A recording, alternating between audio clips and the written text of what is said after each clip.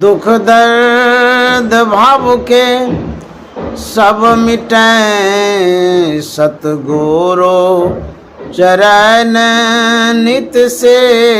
ये दुख दर्द भाव के सब मिटै सतगुरु चरण नित से। ये गुरु भक्ति बिन कछु ना बने नेहि सकल संतन कही। गुरु भक्ति बिन कछु ना बने। श्री सद्गुरु महाराज की जय। परमाराध्य सद्गुरु महाराज गुरुदेव महर्षि संत सेवी परमहंस जी महाराज कटिहार शहर के प्रबुद्ध सत्संग प्रेमी महानुभाव माता एवं बहनों, जैसा कि ज्ञात कराया गया है कि आज श्राद्ध पर सत्संग हो रहा है। बड़े सम्मान सत्कार के साथ साधु महात्माओं को बुलाया और सत्संग करा रहे हैं। जो मार्ग श्रुति साधु दिखावे, तेई मग चलत सब सुख पावे। जीवन में जो सुख पाते हैं या जो सुख खोजते हैं, किसी को भी सुख मिलता है। कैसे मिलता है? कहते हैं जिस रास्ते पर वेद कहता है जाने के लिए, यदि हम आचरण में लाते हैं, उस रास्ते पर चलते हैं तो हमको सुख मिलता है। जो रास्ता वेद बतलाता है, जो मार्ग श्रुति साधु दिखावे, श्रुति का मतलब होता वेद, जो रास्ता वेद बतलाता है जिस पर चलने के लिए, उस पर यदि चलते हैं, साधु जो साधु महात्मा दिखाते हैं रास्ता, उस पर यदि चलते हैं, जो मार्ग श्रुति साधु दिखावे ते ही मग चलत, उस रास्ते पर जो चलते हैं, कहते हैं सब सुख पावे। गोस्वामी जी कहते हैं यदि आप वेद और संत की वाणी को मान करके चलते हैं, उसमें आपको सुख मिलेगा, ऐसा गोस्वामी जी कहते हैं। हम लोग सुख यदि चाहते हैं, वेद की बात संत की बात को माने। आज हम लोग श्राद्ध पर उपस्थित हैं। श्राद्ध का शाब्दिक अर्थ होता है जो श्रद्धा से आप क्रिया करते हैं, कार्य करते हैं, समर्पण करते हैं, उसको श्राद्ध कहते हैं। तो श्रद्धा से आप पान फूल भी चढ़ाते हैं, अक्षत भी चढ़ाते हैं, सत्संग भी कराते हैं, लोगों को भोजन भी कराते हैं, दान पुण्य भी करते हैं, वस्त्र आदि भी वितरण करते हैं। श्रद्धा से जो कुछ करते हैं उसको श्राद्ध कहते हैं। तो श्राद्ध का जो प्रचलन है भिन्न भिन्न तरह से है। हम समाज में पुरोहित को बुलाते हैं, उसके द्वारा पूजा करवाते हैं, पाठ करवाते हैं, यज्ञ आयोजन करवाते हैं। जो वेद है उसी में एक भाग कर्मकांड का भी आता है। तो कर्मकांड के अनुसार जो क्रिया करते हैं, श्राद्ध करते हैं, वह भी श्राद्ध है। लेकिन ज्ञान कांड के द्वारा जो सत्संग और ध्यान करते हैं, ये भी श्राद्ध है। जो श्राद्ध है सबसे श्रेष्ठ यज्ञ जो बतलाया गया है, श्राद्ध बतलाया गया है, वो सत्संग का है। वेद में भी पढ़ लीजिए, उपनिषद में भी पढ़िए, संतवाणी में भी पढ़ लीजिए। यदि आप सत्संग करते हैं तो सत्संग के द्वारा जो श्राद्ध होता है वह श्रेष्ठ होता है। यज्ञ बहुत तरह का होता है, जैसे द्रव्यमय यज्ञ, द्रव्य के द्वारा, रुपयों पैसों के द्वारा जो यज्ञ करते हैं वह भी फलीभूत होता है, उसमें भी फल मिलता है। लेकिन बहुत से यज्ञों में ज्ञान यज्ञ भी है। पहले अश्वमेध यज्ञ करते थे, नरमेध यज्ञ करते थे, महारुद्र यज्ञ करते थे।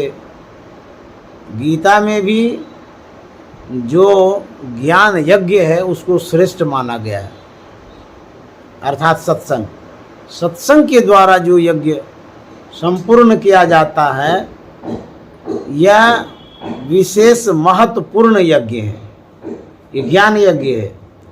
तो आप सपरिवार मिलकर के जो थोड़े ही काल के लिए सत्संग करा रहे हैं, इस सत्संग के माध्यम से जो पुण्यात्मा माता जी हैं उनकी जो दिवंगत आत्मा है उनको शांति मिलेगी।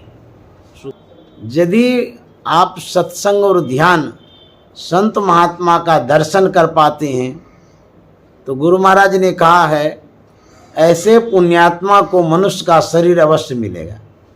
श्री सद्गुरु महाराज की जय। और जो उनकी भक्ति पूरी नहीं हुई है, मुक्ति जो प्राप्त नहीं कर पाए हैं, कोई भी अधूरी भक्ति अधूरी मुक्ति लेकर के जो ऐसे पुण्यात्मा संसार से जाते हैं तो श्रेष्ठ श्रीमान के यहाँ जन्म लेकर के और सच्चे सद्गुरु का सानिध्य उसे अवश्य मिलता है और कम ही समयों में दूसरे जन्म में उसको मोक्ष और मुक्ति मिल जाती है। तो यह एक प्रभाव है, जो सत्संग करते रहेंगे उनकी सद्गति होगी। गोस्वामी तुलसीदास जी महाराज ने लिखा है मति कीरति गति भूति भलाई, जब जहि जतन जहाँ जहि पाई, सो जानव सत्संग प्रभावो लोको वेद न आनु पाओ। क्या क्या सत्संग से प्राप्त होता है? मति, मति का अर्थ होता है अच्छी बुद्धि। कीरति, समाज में यश फैलता है, कीर्ति होती है, समाज के लोग गुणगान भी करते हैं। मति कीरति गति, गति का मतलब होता है चाल। जैसे हमारा जो शरीर है जब जन्म लिया बढ़ा, उसमें गति हुई ना, पला बढ़ा, युवावस्था में आ गया शरीर, उसके बाद फिर वृद्धावस्था में आ गया, उसके बाद शरीर संसार से चला गया, इसको कहते हैं गति। तो किसी किसी आदमी की दुर्गति होती है इसी जीवन में और किसी किसी आदमी की सद्गति होती है इसी जीवन में। तो यदि आप सत्संग और भजन से सरोकार रखेंगे, मतलब रखेंगे, तो आपको इस लोक में भी अच्छी गति देखने को मिलेगी। उसके बाद जो अदृश्य लोक है, परलोक जिसे कहते हैं, वहाँ भी आपकी गति अच्छी होगी। एक तो शरीर की गति होती है, तो शरीर में जो आप बीमार होते हैं या स्वस्थ रहते हैं या आराम से सो पाते हैं, आराम से शरीर छूटता है, इसको सद्गति कहते हैं, शरीर की सद्गति। उसके बाद जो जीवात्मा है, जो हम हैं, जीव की जो गति है, वो सत्संग से ही सद्गति में परिणत हो सकती है, अन्यथा जीव की दुर्गति होती है। तो शरीर की भी गति है और जीव की भी गति है। तो शरीर की गति हम स्थूल नेत्रों से देखते हैं, सुख से हैं कि चैन से हैं कि बेचैन से हैं। उसके बाद जीव की गति, जीव की गति को हम देख नहीं पाते हैं क्योंकि जीव तो सूक्ष्म है। जब शरीर छूटता है, शरीर छूटने के बाद उसकी जो गति होती है वो वेद के अनुसार, संत के अनुसार, शास्त्र के अनुसार अच्छा कर्म करके जाएंगे तो अच्छी गति होगी, अच्छे लोक में जाएंगे। यदि सत्संग ध्यान से कोई मतलब नहीं रखते हैं, उसकी दुर्गति होती है, इस लोक में भी उस लोक में भी, मरने के बाद भी। तो जो सत्संग करते हैं वो अच्छे लोक को प्राप्त करते हैं, उसकी अच्छी गति होती है, मरने के बाद भी वो अच्छे मुकाम पर जाते हैं। ऐसा संतों ने कहा है, शास्त्रों में भी है और जो हमारे सद्गुरु महाराज हैं उन्होंने भी कहा है। एक लघु कथा के माध्यम से बताना चाहूँगा कि किसकी गति कैसी होती है। एक महात्मा किसी शहर होकर के गुजर रहे थे। जाते जाते एक जगह महात्मा पहुंचता है जहां अपने दरवाजे पर वेश्या थी खड़ी। उसके पास उनकी सेविका दाई थी। आपस में दोनों बात कर रहे थे। बातचीत के क्रम में अपनी दाई से, नौकरानी से वो वेश्या कह रही थी कि फलाना आदमी जो मरा है जाकर के देखो वो स्वर्ग गया कि नरक गया। महात्मा सुन करके बड़े चकित हो गए। स्वर्ग और नरक, वो भी वेश्या के मुंह से, और वो भी क्या कह रहे हैं कि जाकर के पता करो। अच्छा, इनके पास कौन थर्मामीटर है जो स्वर्ग नरक का पता कर लेंगे, वो भी दाई। महात्मा जी रुक गए, बोले कि नहीं, देखना चाहिए बात क्या है। तो जब आज्ञा पाकर के दाई जाती है तो कुछ ही देर में वो पुनः लौट करके मालकिन के पास आ जाती है। पूछती है कि बताओ वो स्वर्ग गया कि नरक गया। वो दाई कहती है वो तो स्वर्ग चला गया। महात्मा को तो बहुत आश्चर्य हुआ कि आखिर ये कैसे जान गई कि वो स्वर्ग गया। महात्मा करीब आ गए। उन्होंने पूछा कि हम महात्मा हैं, सत्संग ध्यान करते रहते हैं, हमें आज तक ये पता नहीं चलता कि कौन स्वर्ग गया कौन नरक गया, और तुम्हारे दाई के पास कौन सा थर्मामीटर है जो वो माप करके आ गई कि वो स्वर्ग चला गया। हमें ये बताओ कि तुम लोग कैसे जान पाती हो कि स्वर्ग नरक कैसे जाता है लोग। उस वेश्या ने कहा कि महाराज जी, जो थोड़ी सी बात है, ये तो साधारण सी बात है, इसमें आश्चर्य की क्या बात है।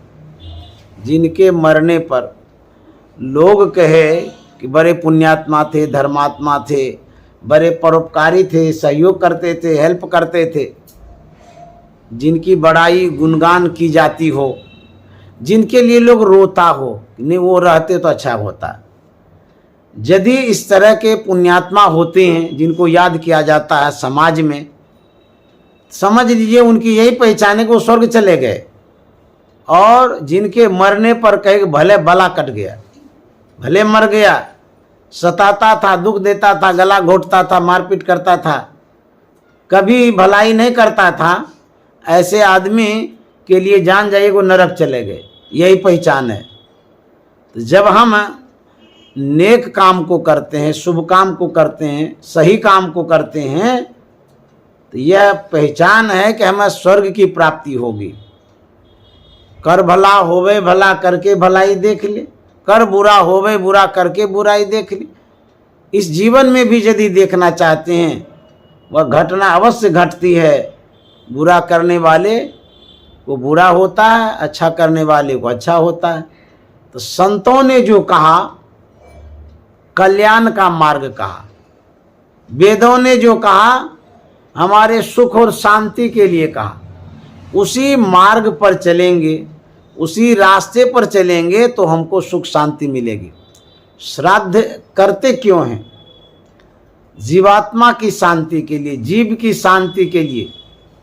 जिनका शरीर शांत हो गया है, उनकी दिवंगत आत्मा की शांति हेतु आप श्राद्ध करते हैं। श्राद्ध में जो विविध तरह की प्रक्रिया होती है, क्रिया होती है, उन क्रियाओं के द्वारा आपको संतुष्ट किया जाता है कि जो दिवंगत आत्मा है उसको सुकून शांति मिली होगी।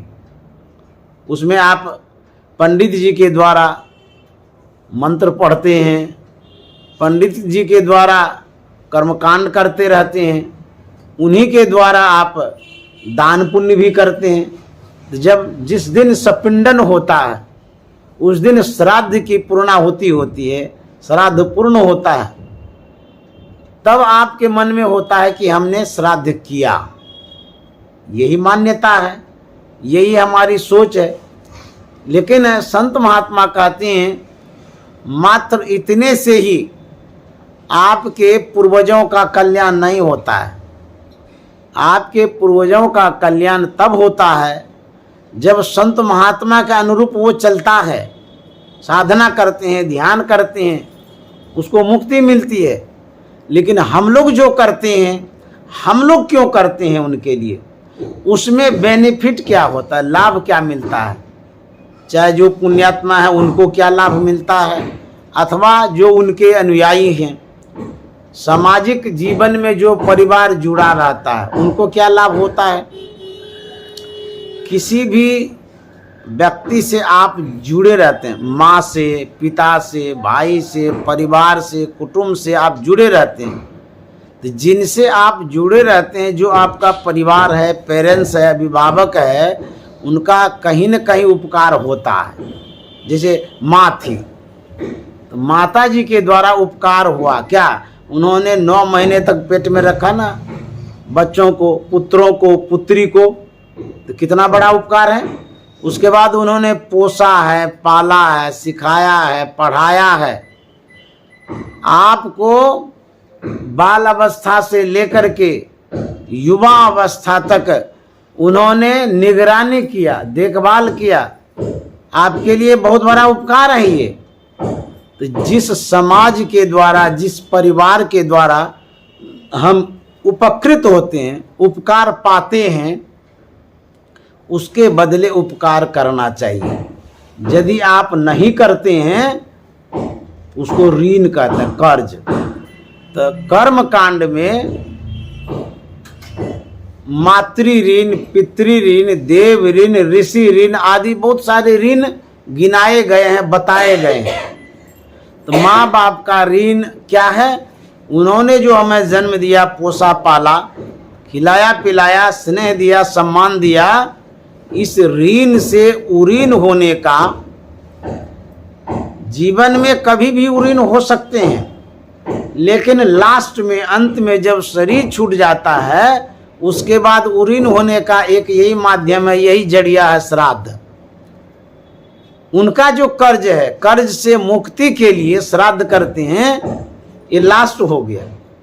वैसे तो आप जब शरीर में कोई रहता है उनके लिए आप कुछ भी करते हैं, पानी पिलाते हैं, खाना खिलाते हैं, आज्ञा का पालन करते हैं, उनके लिए जो सेवा सत्कार करते हैं उससे भी उऋण होते हैं।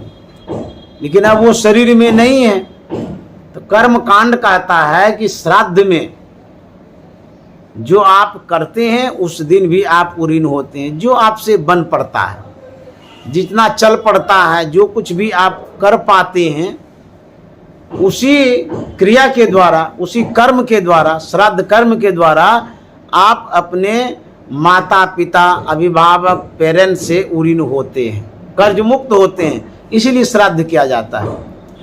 यदि इसी अवसर पर आप सत्संग करा लेते हैं, ये विशेष रूप से उऋण होने का एक माध्यम है, एक कारण है।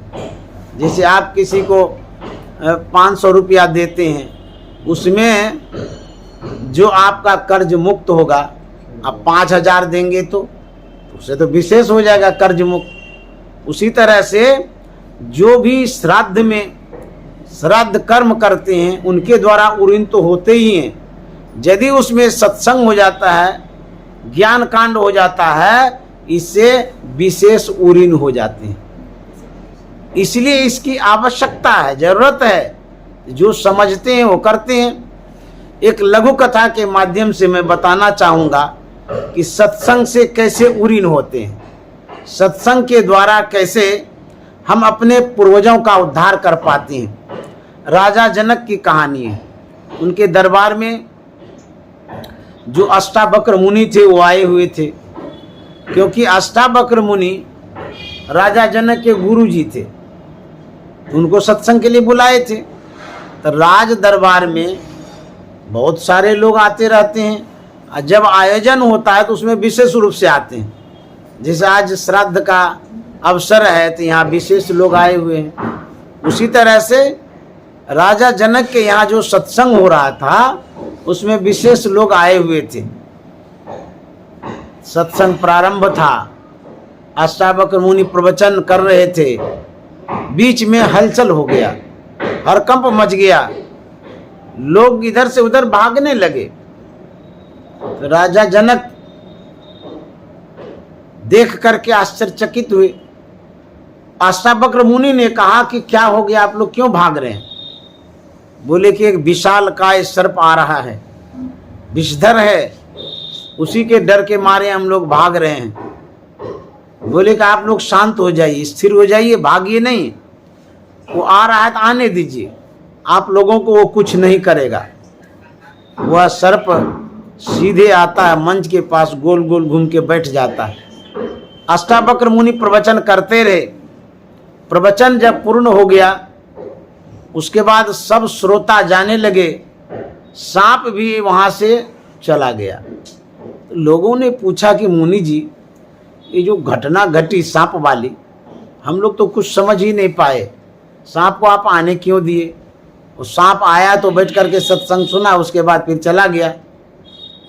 तो मुनि जी ने कहा कि वो सांप जो है वो साधारण सांप नहीं था। बोले तब? राजा जनक के पूर्वज थे, वो कर्म की चूक हो गई थी, सांप योनि में चले गए थे। राजा जनक ने जो सत्संग कराया, उस सांप ने जो सत्संग सुना, ये जो अवसर उनको मिला, इससे उस योनि से उनको मुक्ति मिल गई और वो अच्छे लोक में चले गए। अपना भी उद्धार होता है, अपनों का भी उद्धार होता है। ये सत्संग का प्रभाव है। सत्संग यदि आप सुनते रहेंगे, कहते सत्संग से लागी रहो रे भाई, तेरी बिगड़ी बात बन जाए। जो बिगड़ा हुआ है सब बन जाएगा। एक कंजूस सेठ था, वह ट्रेन से यात्रा कर रहा था, उसके पास गठरी पोटरी थी। जब प्लेटफॉर्म पर उतरना था तो कुली ढूंढने के लिए गया। तो कुली नजर में आया तो उनसे पूछते हैं कि अरे कुली, मेरे पास गठरी पोटरी है, अमुक मुकाम तक जाना है, पहुंचा दोगे? बोले हाँ हाँ पहुंचा देंगे। तो कितना पैसा लोगे? तो बोले इतना पैसा लेंगे। बोले नहीं नहीं, इतना रुपया हम नहीं दे सकते, हमको सस्ता कुली चाहिए जो कम पैसे में हमको सामान ढो करके दे। बोले आपको सस्ता कुली चाहिए? बोले हाँ। तो बोले एक कुली है, उसका नाम है कम खुराकी। तो बोले वो कहाँ है? तो बोले चाय के दुकान पर है, जो भी आप देंगे उतना में ही उठो देंगे। बोले हाँ वैसा ही कुली चाहिए। तो गया खोजते ढूंढते चाय दुकान पर, बोला कम खुराकी कुली है? बोले हाँ हैं, हम ही हैं, बोलिए। तो बोले कि आप मेरे सामान को ढो देंगे? बोले हाँ एकदम ढो देंगे, हमारा तो काम यही है। बोले कितना पैसा लेंगे? बोले जो दे दीजिएगा अपने हाथ से उतना ही ले लेंगे, वही काफी है मेरे लिए। बोला हाँ ऐसा ही कुली चाहिए, चलो। तो गए पोटरी के पास, तो पोटरी उठाने लगे तो बोले कि मेरा एक शर्त है। तो कंजूस सेठ ने कहा था अब शर्त क्या है? बोले शर्त यही है, एक सामान तो आपका ढो देंगे, लेकिन जब से सामान हम सिर पर रखेंगे तब से लेकर के जब तक मुकाम तक नहीं पहुंचेंगे, पोटरी रखेंगे नहीं, तब तक मैं कुछ सुनाऊंगा, उसको आपको सुनना पड़ेगा। बोले इसमें पैसा तो नहीं लेगा? बोले नहीं नहीं एकदम फ्री, लेकिन सुनना है खाली। बोले सुनने में क्या है, सुन लेंगे, पैसा नहीं लगना चाहिए। बोले पैसा नहीं लगेगा। तो कम खुराकी पोटरी उठाता है और उसको सुनाना प्रारंभ करता है। सुनाते सुनाते सुनाते जहाँ तक सामान ले जाना था वहाँ तक सुनाया।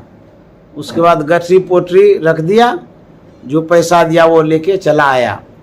तो जो कुली सुना रहा था वो सत्संग की बात सुना रहा था, सद्धर्म की बात सुना रहा था, सत्कर्म की बात सुना रहा था। मृत्यु होती है कंजूस सेठ की, उस समय जमराज आता है। तो जमराज निर्णय करता है शुभाशुभ कर्मों का, तो खाता बना के रखता है, ऐसा कहानियों में है। जब कंजूस सेठ के खाता को देखा गया, पूरा दान पुण्य से नील था। कंजूस था ना, वो दान पुण्य करता ही नहीं था, पैसा पकड़ के रखता था, छोड़ता ही नहीं था। तो जमराज निर्णय देता है, डिसीजन देता है कि देखो कंजूस सेठ, तुमने कभी दान पुण्य नहीं किया है, तुम्हारा दान पुण्य का खाता नील है, तुम्हें तो नरक जाना पड़ेगा। तो बोले कि महाराज कहीं तो देखिए खाता के लास्ट तक चलिए। बोले ठीक है उल्टा देते हैं, उसमें क्या है। उल्टाते उल्टाते उल्टाते एकदम लास्ट में अंतिम घड़ी में देखा कि थोड़ा सा सत्संग किया है, वही कम खुराकी के साथ। तो बोले कि हाँ 1 दिन का सत्संग है तुम्हारे जीवन में, तो 1 दिन तुम्हें स्वर्ग मिल सकता है। तुम डिसीजन लो, निर्णय लो कि पहले तुम स्वर्ग जाओगे कि नरक जाओगे। 1 दिन के लिए स्वर्ग है और सब दिन के लिए नरक है। तो कंजूस सेठ कहता है तो पहले स्वर्ग ही देख लेते हैं कैसा होता है, नहीं होता है, कम से कम 1 दिन तो जा सकते हैं। तो बोले कि हमको पहले स्वर्ग दे दीजिए, उसके बाद नरक तो जाना ही जाना है। तो यमराज ने कहा कि ठीक है जाओ स्वर्ग। वह कंजूस सेठ स्वर्ग जाता है। जैसे स्वर्ग पहुंचा वहां भेंट होती है कम खुराकी कुली से। बोलते अरे कम खुराकी तू यहाँ कैसे। अब कम खुराकी कहता है कंजूस सेठ तुम यहाँ कैसे आ गया। तो कंजूस सेठ कहता है कि क्या कहेंगे, तुम्हारे पुण्य प्रताप से हम यहाँ आए हैं, 1 दिन के लिए हम आए हैं। जो तुमने 1 दिन सत्संग सुनाया था उसका इतना प्रभाव पड़ा कि मुझे 1 दिन का स्वर्ग मिल गया। तो मैं तो 1 दिन के लिए आया हूँ, उसके बाद तो नरक ही नरक होगा। कम खुराकी कुली ने कहा कि कंजूस सेठ तुम मेरे पास आ गया है, मैंने 1 दिन जो सत्संग सुनाया तो तुमको 1 दिन का स्वर्ग मिला। आज मैं ऐसा सत्संग सुनाऊंगा कि नरक का दरवाजा ही तुम्हारा बंद हो जाएगा। श्री सद्गुरु महाराज की जय। 1 घड़ी आधो घड़ी, आधो में पुनियाद, तुलसी संगत साधु की हरे कोटि अपराध। यदि 1 घड़ी आप सत्संग करते हैं, आधी घड़ी भी करते हैं, तो कहते हैं इसका परिणाम, इसका फल क्या मिलता है। कहता है हरे कोटि अपराध, करोड़ों अपराध जो हो गया है क्षम्य हो जाता है। सत्संग की इतनी बड़ी महिमा है, सत्संग का इतना महत्व है। इसलिए जो भी अवसर मिलता है, समय मिलता है, उस समय का सदुपयोग आप सत्संग में कर सकते हैं, सत्कर्म में कर सकते हैं, सद्धर्म में कर सकते हैं। क्योंकि यह जो समय है यह समय आने वाला नहीं है। पांव पलक की सुधि नहीं, करे काल का साज, काल अचानक मारसी जो तीतर को बाज। अचानक मौत हो जाएगी, मर जाएंगे, तब आप कुछ करना चाहेंगे तो नहीं हो सकता है। गुरु महाराज ने अंग्रेजी में पढ़ा था ऑल मैन मस्ट डाई, 1 दिन सभी मनुष्य अवश्य मरेंगे, ये ध्रुव निश्चित है। इस संसार से जाना ही पड़ेगा, आए हैं सो जाएंगे। राजा रंक फकीर, एक सिंहासन चढ़ी चले, एक बंधे जात जंजीर। जो भी आए हैं सबको यहाँ से जाना होगा। भगवान श्री राम आए सो भी चले गए, भगवान श्री कृष्ण आए वो भी चले गए, रावण आया वो भी चला गया, विभीषण आया वो भी गया, दुर्योधन आया वो भी गया, युधिष्ठिर आया वो भी गया। यहाँ जो भी आते हैं सब चले जाते हैं। बीमार आदमी यहाँ से चले जाते हैं मर करके, डॉक्टर भी तो नहीं बच पाते, वो भी तो 1 दिन मर ही जाते हैं। गरीब आदमी अर्थहीन होने के कारण वो इस संसार से जाते हैं, लेकिन अमीर आदमी भी तो नहीं बच पाते हैं। अरबपति खरबपति इस संसार से जाते हैं। सब कुछ सत्य हो सकता है, लेकिन जो मृत्यु है वह 1 दिन अवश्य होगा। इस बात को लिख लीजिए। श्री सद्गुरु महाराज की जय। सबको जाना होगा, कोई न स्थिर सब ही बटोई। तो फिर आप जब जाएंगे तो क्या लेकर के जाएंगे। जो आए हैं वहां से खाली हाथ आए हैं, और जब जाएंगे तो क्या लेके जाएंगे। कहते हैं खाली हाथ जाएंगे। कबीर जब हम पैदा हुए, जग हंसे हम रोए, ऐसी करनी कर चलो, हम हंसें जग रोए। कहता ऐसा काम करके चलिए कि जाते वक्त हंसते हुए जाएं, कोई लाग लपेट नहीं, कोई आसक्ति नहीं, कोई लेना देना नहीं, कुछ भी नहीं, हंस करके जाइए, अनासक्त होकर के जाइए। लगाव रखिएगा जिनसे भी, जिस वस्तु से, अंतिम में आपको दुख होगा मोह के कारण, आसक्ति के कारण। कहे कबीर अंत की बारी, कबीर साहब कहते हैं हाथ झारी ज्यों चला जुआरी। अंत समय में कैसे जाते हैं? जुआ खेलने वाला जब हार जाता है तो हाथ में तो कुछ रहता ही नहीं, हाथ झाड़ के ही तो जाता है, जो भी था सब हार गए। उसी तरह से कबीर साहब कहते हैं कि जब अंत की बारी आएगी, अंत का समय आएगा, उस समय कहता है हाथ झाड़ करके जाना होगा, खाली हाथ जाना होगा। तब कैसे क्या करें? कहे कबीर चरण चित राखो ज्यों सुई में डोरा रे। कबीर साहब कहते हैं अपने चित्त को रखिए। कैसे? जैसे सुई में डोरी घुसाते हैं, स्त्री जो धागा घुसाते हैं, उस समय अपने ख्यालों को एकाग्र करते हैं, दृष्टि को एक कर देते हैं उस छेद में घुसाने के लिए। ठीक उसी तरह से अपने मन को कहाँ रखना है? भगवान के चरणों में। और कर से कर्म करो विधि नाना, सुरत राख जा कृपा निधाना। कर से कर्म करेंगे, हाथ से पैर से कर्म करेंगे, लेकिन अपने ख्यालों को संत सदगुरु के चरणों में लगा के रखेंगे। सुरत ख्याल को आप कैसे रखेंगे?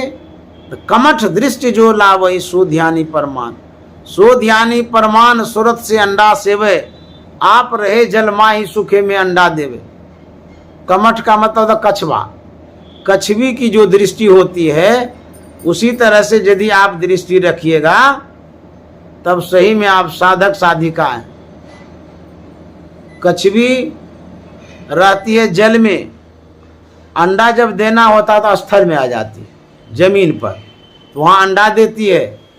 कोई भी प्राणी जो अंडज प्राणी है, अंडा देने वाला प्राणी, कोई भी वो अंडा पर बैठ करके अंडे की सेवा करती है, सेवन करती है।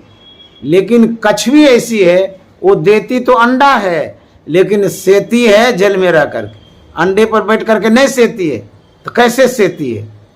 कहते हैं सुरत से अंडा सेवे। सुरत कहते हैं ख्याल को। आपका जो ख्याल है जहाँ लगा रहता है वहीं का आपका काम होता है। यदि ख्याल हटा दिए तो सावधानी हटी और दुर्घटना घटी, तो उन्हीं को ख्याल कहते हैं। चलने में, बोलने में, काम करने में अपने ख्यालों को रखना है सावधानी पूर्वक, नहीं तो बेख्याल हो गए तो काम आपका गड़बड़ हो जाएगा। नानक साहब ने बड़ा अच्छा कहा है कि जैसे जल मही कमल निरालम, मुर्गाई ने साने, सुरत शब्द भव सागर तरिए नानक नाम बखाने।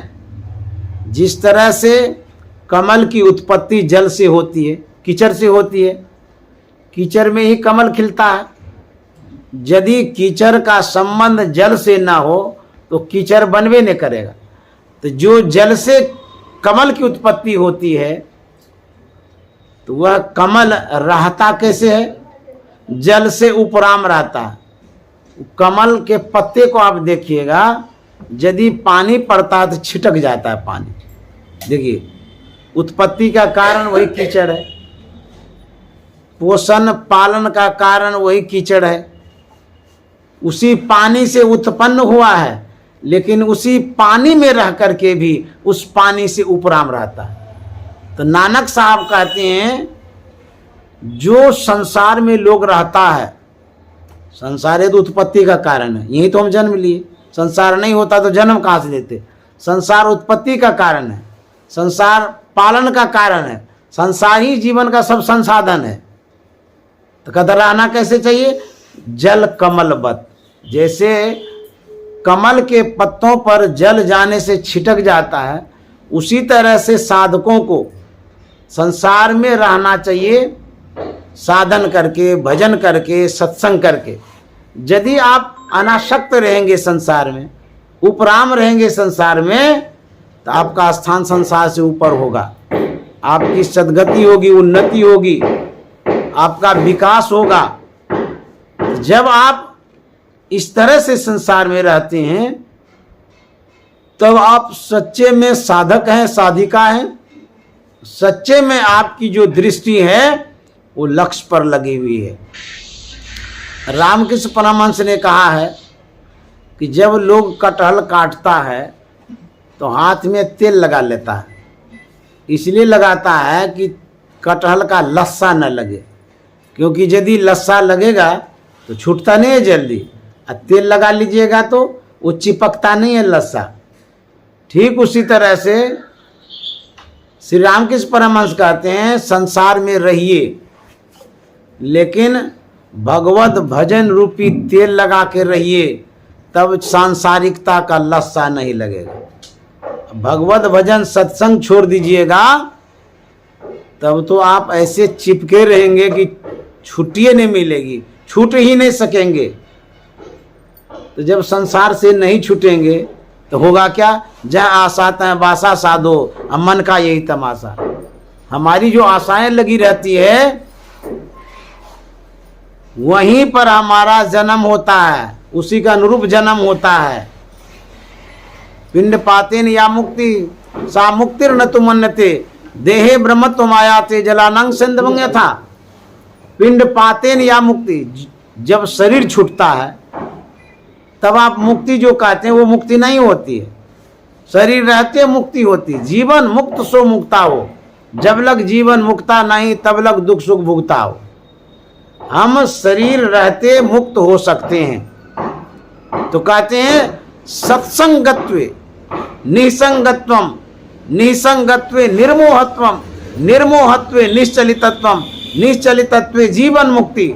सत्संगति से हो जाता नर विषयों से निसंग।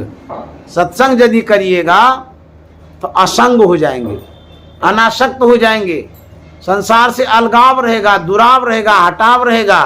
और सत्संग नहीं करिएगा तो जुड़ाव हो जाएगा, लगाव रहेगा, आसक्ति रहेगी। तो जब संसार से आप आसक्त रहेंगे वो दुख का कारण होगा, क्योंकि संसार छूटेगा नहीं। जब नहीं छूटेगा तो शरीर तो छूटबे करेगा। तो जिस समय शरीर छूटेगा और आपसे संसार नहीं छूटेगा तो खींचातानी होगी ना। उस समय शरीर तो कहेगा अब हम नहीं रहेंगे, अब हम साथ नहीं दे सकते हैं, लेकिन आपकी जो आसक्ति है, जो मोह है, जो लगाव है, वो कहेगा नहीं नहीं हम छोड़ना नहीं चाहते हैं। करोड़ों का बिल्डिंग बना दिए हैं, भरा पूरा परिवार है, अरब खरब रुपया है, इसको कैसे छोड़ेंगे? तो संस्कार संपत्ति को नहीं छोड़ता है और ये शरीर संसार छोड़ना चाहता है, तो कहते हैं यही दुख का कारण। बहुत कष्ट होगा, बहुत लोग रोते हैं मरने के समय। क्यों? आह होता है, आसक्ति के कारण। मोह होता है, अरे हम तो भोग ही नहीं सकेगा, अब संसार से चले जाएंगे। इतना इतना रुपया कमा के रखे, पसीना चुहा चुहा करके रखे हैं, हम तो अब रहेंगे ही नहीं। इस समय दुख होगा। इसीलिए कहे अनासक्त जग में रहो भाई, दमन करो इंद्र दुखदाई।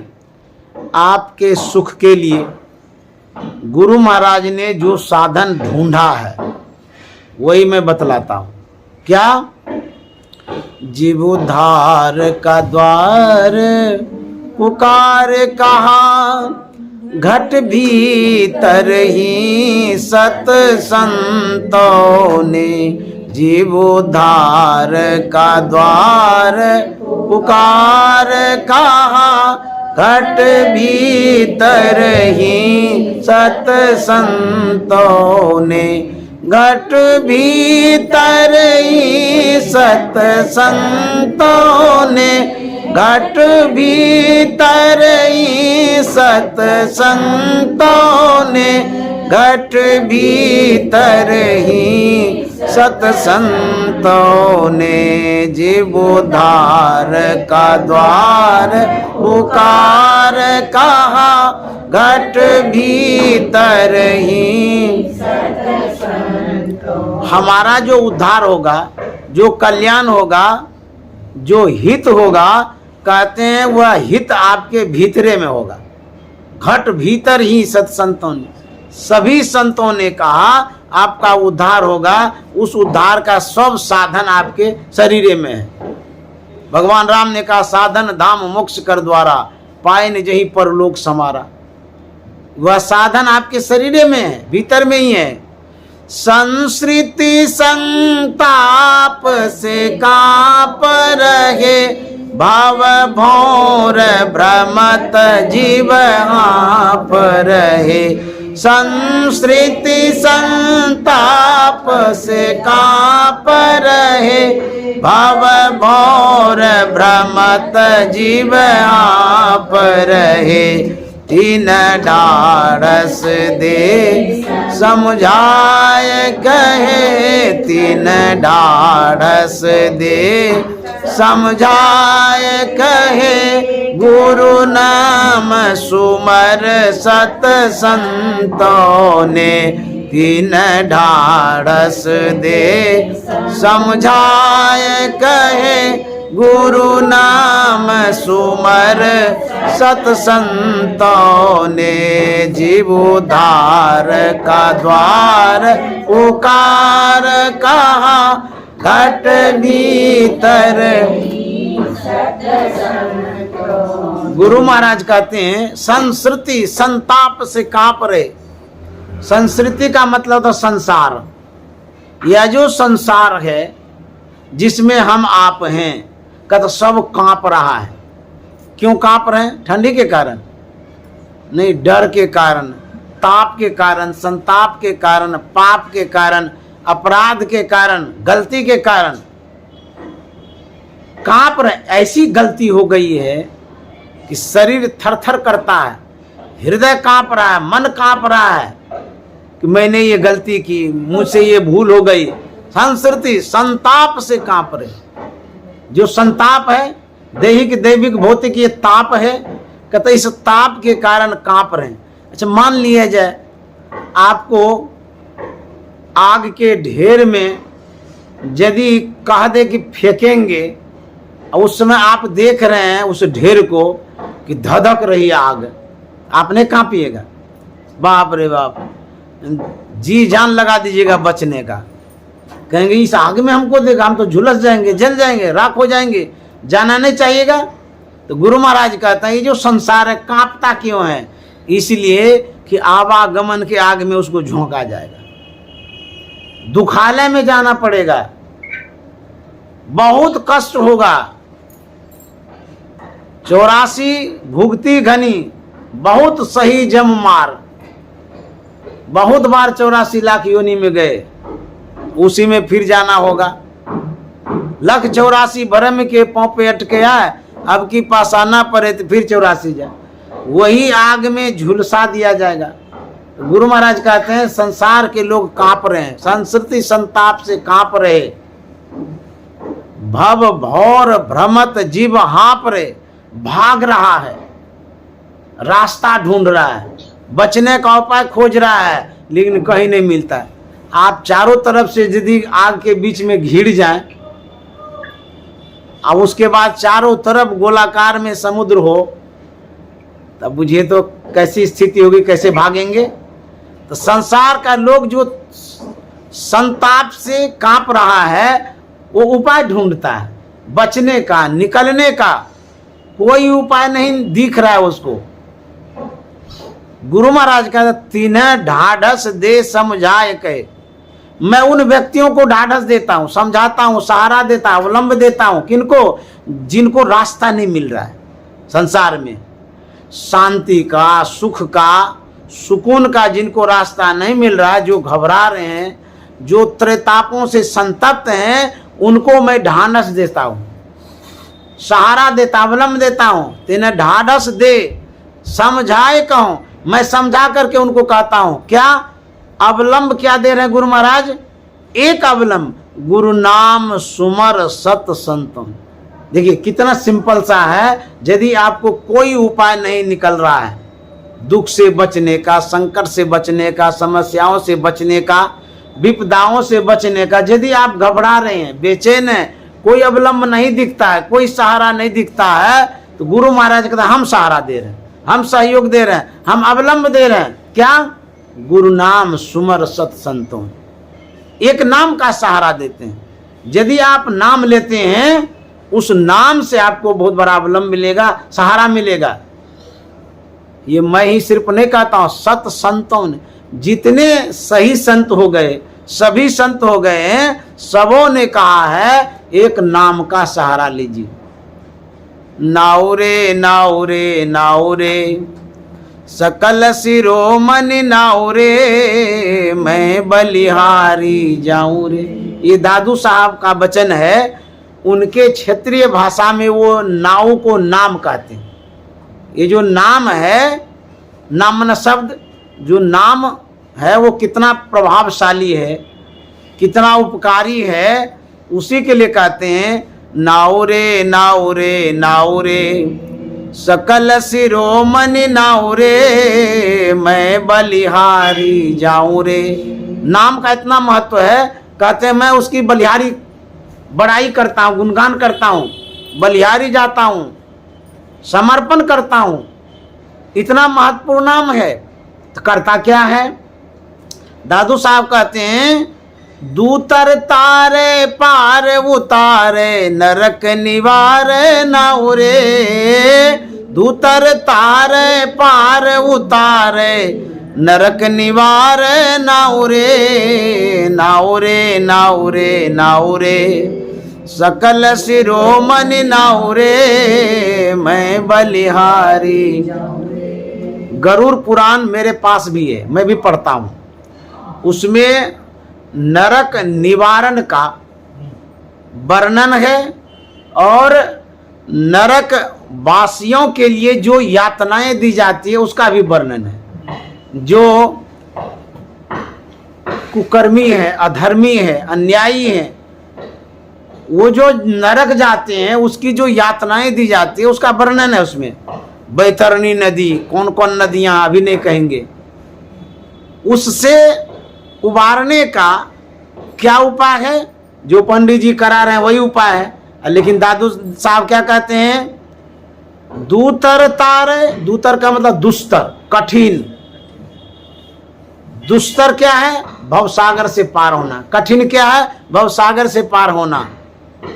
दुस्तर भव निधि के माही, खेबटिया गुरुदेव जी, भक्ति नाव में ले ही चढ़ाई, खेब करे भव पार जी। दुस्तर जो है भवनिधि पार होना, वो पार करने वाले संत सदगुरु हैं। तो दादू साहब क्या कहते हैं? नरक से यदि निवारण चाहते हैं, जो नरक की यातनाएं लिखी गई है उनसे यदि निवारण चाहते हैं, या आप किसी का भी उद्धार करना चाहते हैं, नाम का अवलंब लीजिए। दूतर तारे पार उतारे, नरक निवारे नाउरे। नाउरे नाउरे नाउरे सकल शिरोमणि नाउरे, मैं बलिहारी जाऊं रे। नरक से निवारण करने का सामर्थ्य नाम में है, इसीलिए नाम लेना चाहिए। नाम लेत भव सिंधु सुखाई, सुजन विचार करऊं मनमाई। राम जपू राम जपू राम जपू बाबरे, घोर भव नीर निधि नाम निज नावरे। गोस्वामी जी क्या कहते हैं? अरे बाबरे, अरे पगले, नाम ले लीजिए भगवान का, क्योंकि वो नाम जो है वो भवसागर पार होने के लिए निज नाव है, अपनी नाव। यदि अपनी नाव पर चढ़ेंगे तो जल्दी पार हो जाएंगे, पराये के नाव पर चढ़ेंगे तो जब चाहेंगे तब पार करेंगे। अपनी नाव क्या है? नाम रूपी अपनी नाव क्या करता है? तारनहारा भोजल पारा, निर्मल सारा नाउरे। तारनहारा भोजल पारा, निर्मल सारा नाउरे। नाउरे नाउरे नाउरे सकल शिरोमणि नाउरे, मैं बलिहारी जाऊं रे। देखिए कितनी बड़ी महिमा है। दादू साहब का था तारनहारा, तारने वाला, उद्धार करने वाला नाम है। इसी नाम का सहारा लेकर के आप पार हो सकते हैं। और क्या कहते हैं, सब सुख दाता अमृत राता दादू माता नाउ रे, सब सुख दाता अमृत राता दादू माता नाउ रे, नाउ रे नाउ रे नाउ रे, सकल शिरोमणि नाउ रे, मैं बलिहारी। आप सुखे तो चाहते हैं, कोई भी व्यक्ति कहता सब सुख दाता अमृत राता। देखिए अमर करने वाला नाम होता है, और नाम को माता की उपाधि दिए। दादू माता नाउरी, वो माँ के समान है। जिस तरह से माँ सब तरह से रक्षा सुरक्षा व्यवस्था करती है, उसी तरह से नाम भी व्यवस्था करती है। इसलिए नाम लेना चाहिए। तो गुरु महाराज कहते हैं, गुरु नाम सुमर सत संतों ने, नाम यदि लेंगे तब आपका कल्याण होगा। सद्गुरु महाराज की जय।